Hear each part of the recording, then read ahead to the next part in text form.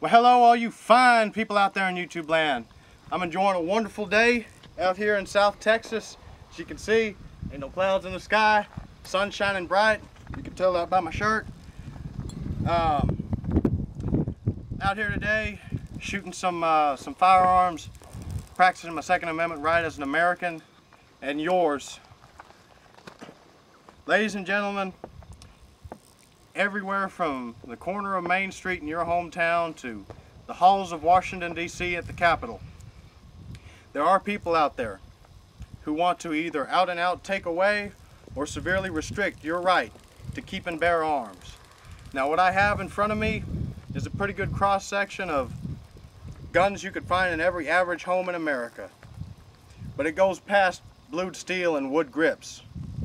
It goes past brass casings and lead bullets. It's not about the power that gun owners feel over other people, and it sure as hell isn't about overcompensating for lacking in a certain region. It is about the ultimate freedom that we as Americans have to practice a birthright that our founding fathers gave us and established legally in 1791. That is the right to self-defense against tyranny in all forms, domestic and foreign.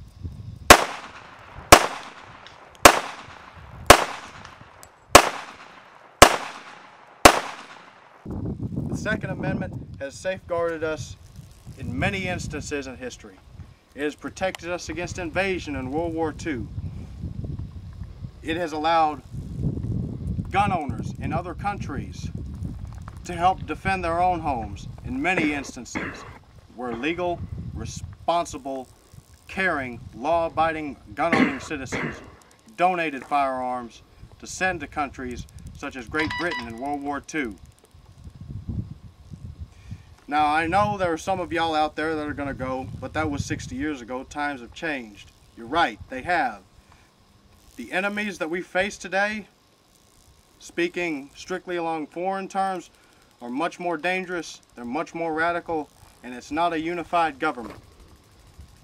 Our right to keep and bear arms should not be infringed. It is the last and best line of defense against tyranny. Our founding fathers fought against tyranny, so forgive them for being a little paranoid about it.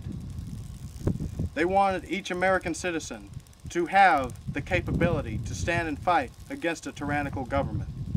And in accordance with the Declaration of Independence, it is the duty of the citizenry to overthrow a tyrannical government. I'm not saying that our government currently is tyrannical. I'm not saying it's time to start shooting people in the face. I hope that time never comes.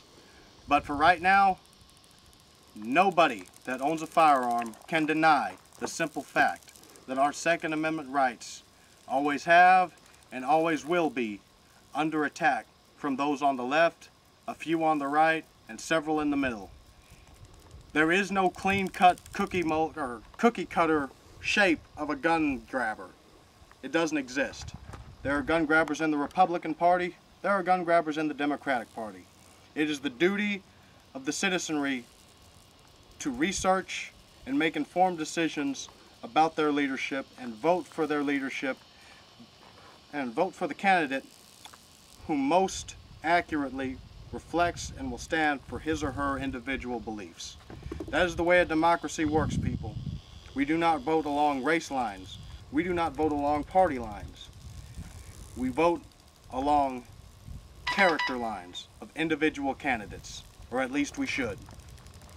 It is the job of every individual gun owner to keep track and keep an eye on their government. I know there are a lot of you out there that don't like politics and do whatever you can to stay the hell out of it. But you know what? Given the current political state of affairs, there is no time. You can't do that. Not anymore. Not when there's Dianne Feinstein. Not when we have Harry Reid. Not when we have Barack Hussein Obama. If you own a gun for any purpose, be it rabbit hunting, self-defense, target shooting, or you inherited it from your grandfather, if you want to keep your right to keep and bear arms, then you got to do the work. Join the NRA. inform people that don't know anything about guns. Take a friend shooting. Any of those simple things can help further our cause. Don't go out and swear and cuss up a blue streak and all this other stuff. It's not productive. It's not going to help. There are ways you can help. The most effective is to go on to the websites for the House of Representatives and the Senate. Find your representatives, email your senators. Bitch to them. Complain to them. Do so on a regular basis. I know my representatives in Congress at the state and federal level hear from me on a monthly basis. I'm sure they have my number on speed dial. People, it's time for action. But it's not time for this kind of action. For now, the sword is still mightier than the pen. Let me rephrase that. For now, the pen is still mightier than the sword. Please use the pen. Don't use the sword, in this case the gun. However, jokes aside, it is time for action. We do need to get off our asses and get in the game.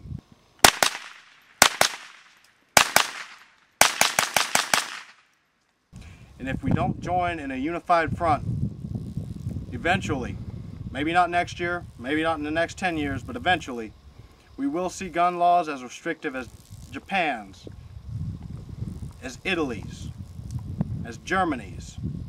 And I've got a video on Germany too, so look it up. United we stand, divided we fall. Join the NRA. Be the best $35 you ever spent.